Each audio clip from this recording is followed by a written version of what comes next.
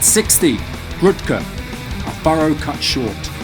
After a couple of fairly middling albums, Drudkh came roaring back in 2015 with a set of pulverising, no-nonsense, riff-driven headbangers. Despite it being the band's longest LP to date, it's also their leanest as well as their least ornate. This does mean that they shed some of the pastoral acoustic charm found on their earlier work, but they more than make up for that with gleaming production, crunching riffs, propulsive percussion, and a front and centre performance from vocalist Furrow, whose hoarse emotive growls steal the show.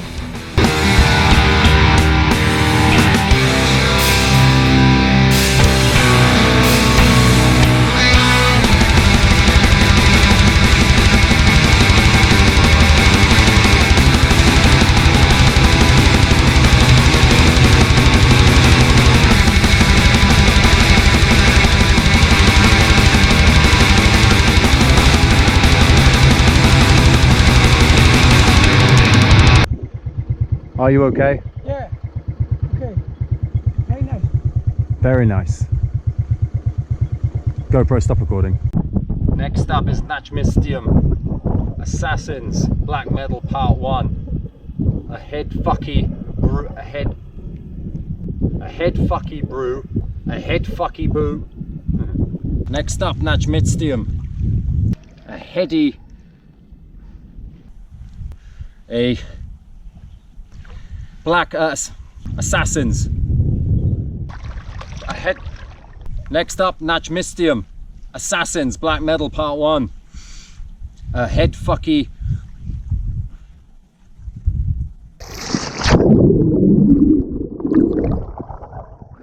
Rotting Christ. Triarchy of Lost Lovers. The Greek legends stepped out of their shadow on their third album to deliver a collection of big, bullshit, panoramic cuts with an emphasis on songwriting and foregrounded with fist-pumping guitar heroics and hooks. Hi, Mr. Zor.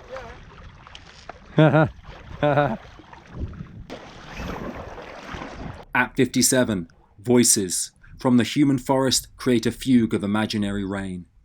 Rising from the ashes of legendary death metalers Akakoka, Voices' debut album carries through some of that thicker, gloopier death metal sound, those souped through BM's abrasive, distorting filter. Add to that a strong progressive bent, including clean, as well as female vocals, dizzying fretwork and tempos, and you've got yourself one of the most singular fusion black metal albums of the 21st century.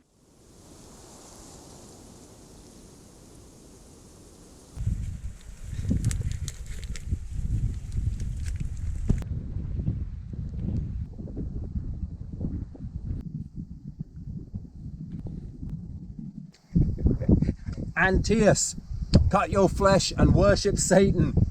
Yeah, in that order. Oh, another plant that bleeds.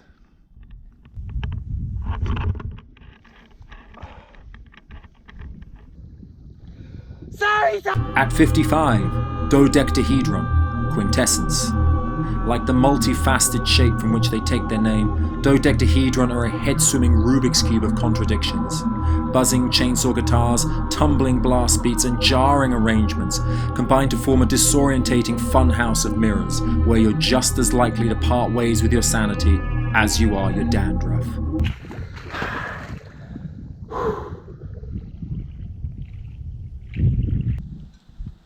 Next up, 1349, Beyond the Apocalypse. These guys are keepers of the flame, really. Genre purists who play everything at breakneck speed at 11.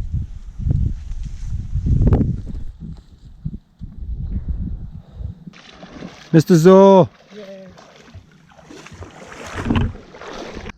Drautran, Throne of the Depths. Intense and exhilarating from start to finish. This is definitely something of a lost classic. Fantastic, pummeling melodic black metal that really does plumb the depths.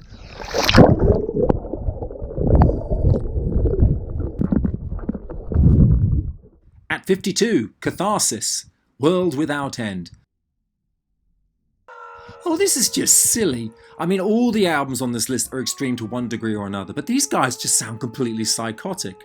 That's why I chose to review them over Mr. Zor doing his thing. Look at him. He's such a nutter. Let me just give you one example of how crazy this guy is, okay? Remember that lovely old farmer I did the 1349 and Antaeus videos with? Look, he's standing right there behind Mr. Zor now.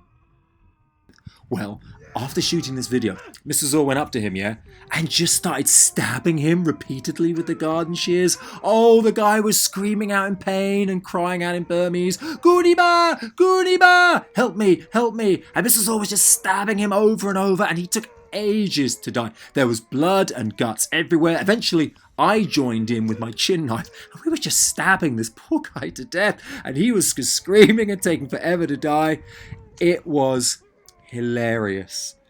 Obviously, I was a little bit concerned, as murdering someone is technically against the law, but I figured as a straight white man, I'd almost certainly face no consequences, and B, beforehand he told us that he'd lived his whole life by the reservoir and had never even been into Yangon, so we felt it was probably quite safe to kill him. Besides, even if the police did start sniffing around, I'd just show them this video and let Mr. Zor take the fall for it. I mean, just look at him. It's scary.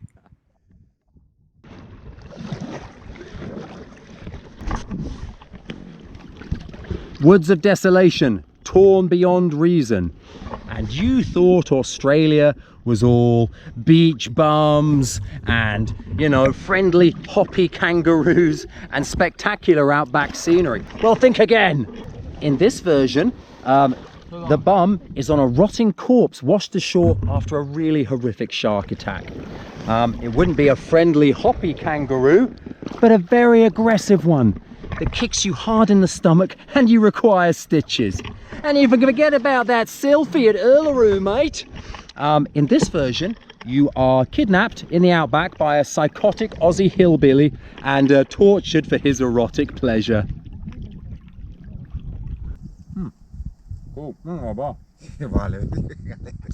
GoPro, stop recording. GoPro, stop recording. GoPro, stop recording. What should we do, Mr. Zor?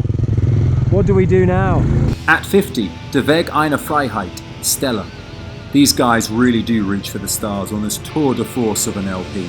Every track seems like a bid to nuclear blast the preceding track out of existence, detonating into the night sky with bursts of melody and sky-scraping tremolo-picking guitars. It's the ultimate firework display, and every bit as awe-inspiring and explosive.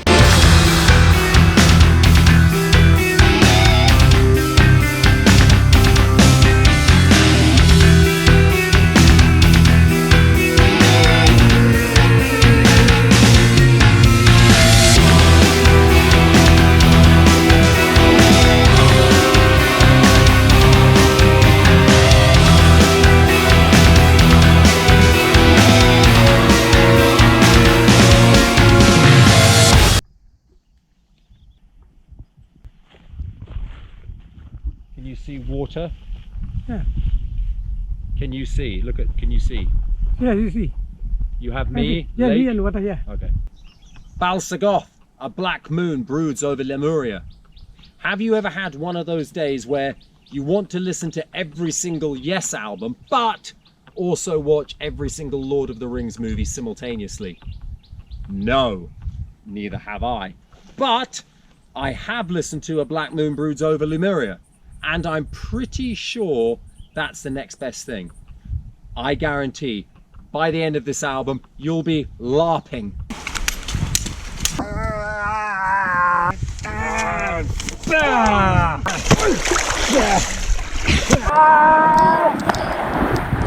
I mean, just look at me, for goodness sake.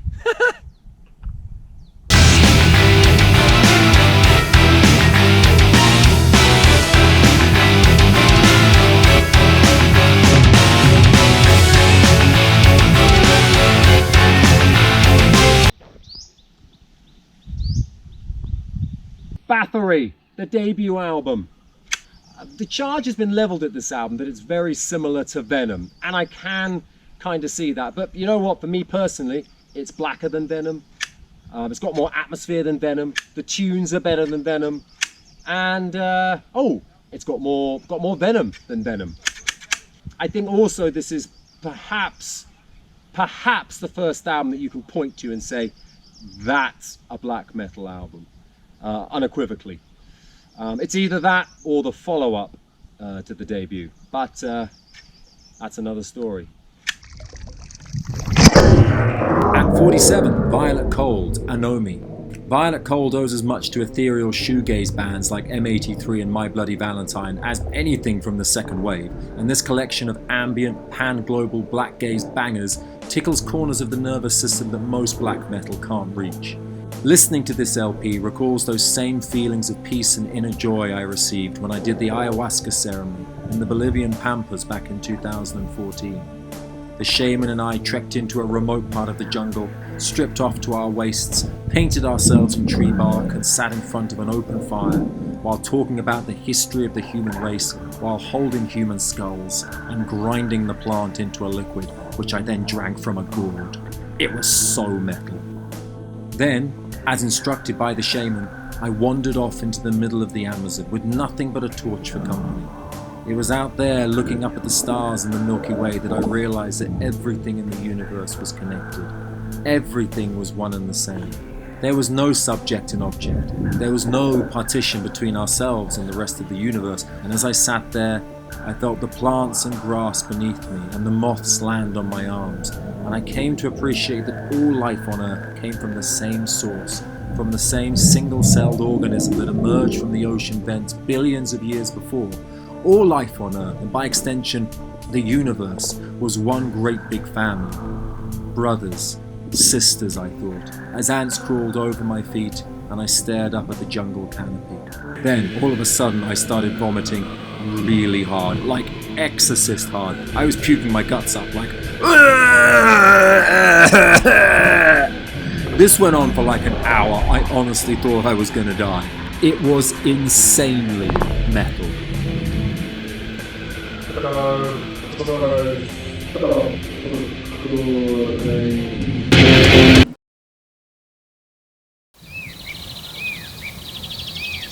Ildjarn, forest poetry. Ooh, back to earth you come, sunshine, with a fucking bump.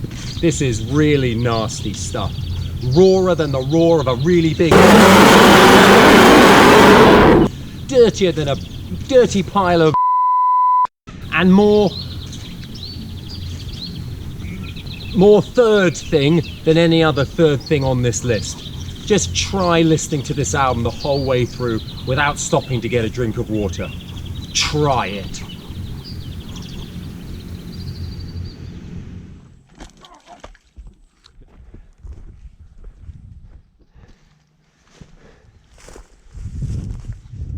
Oh wow.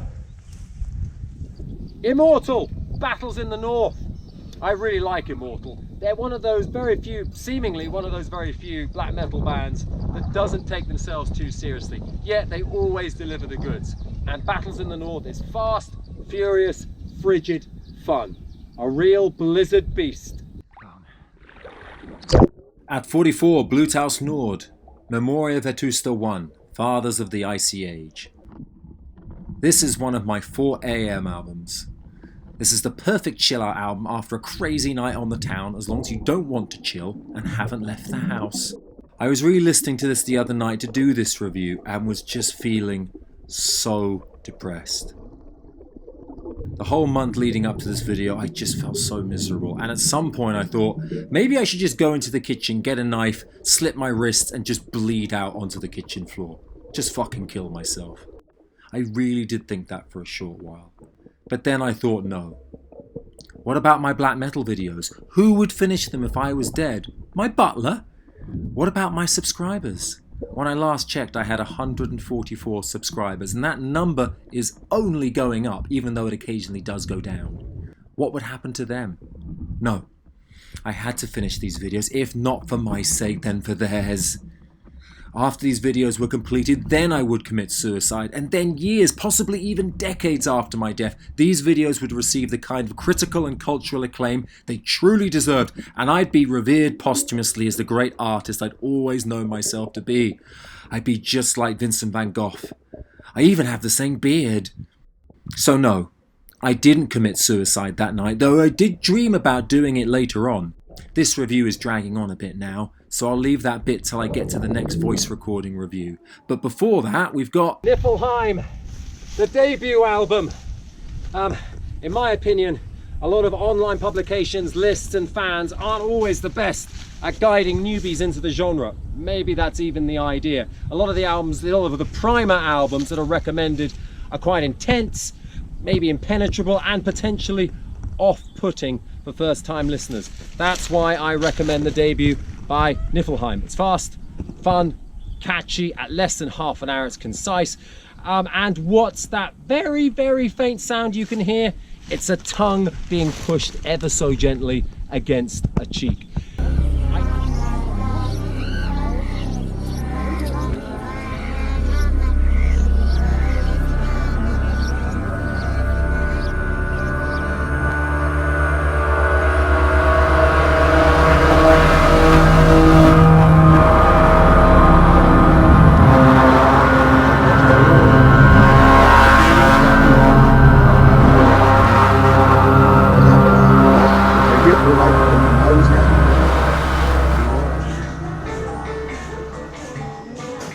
In the Woods, Heart of Ages.